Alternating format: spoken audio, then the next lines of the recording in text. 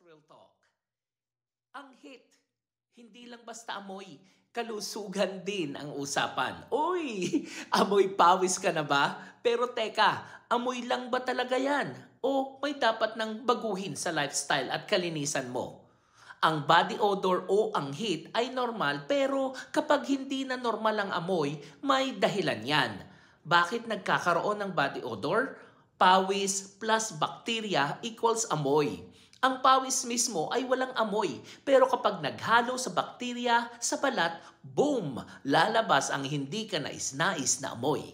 Kulang sa paligo o palit ng damit, hindi tamang gamit ng deodorant or antiperspirant, hormonal changes lalo na sa puberty or menopausal stage, medical conditions gaya ng diabetes, kidney, liver problems, hyperhidrosis, o yung mga pinapawisan ng todo. Ang mga kainin mo ay may nagbibigay ng amoy din. Like bawang, sibuyas, karne, curry, alcohol, nakakaapekto ito sa body odor. At paano iiwasan ang amoy na pinasok ng init? Maligo araw-araw, lalo na kung ikaw ay laging nasa field.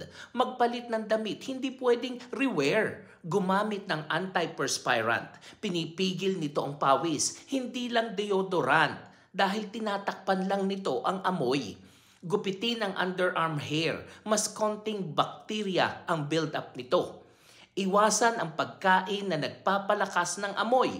Uminom ng maraming tubig at kumain ng gulay.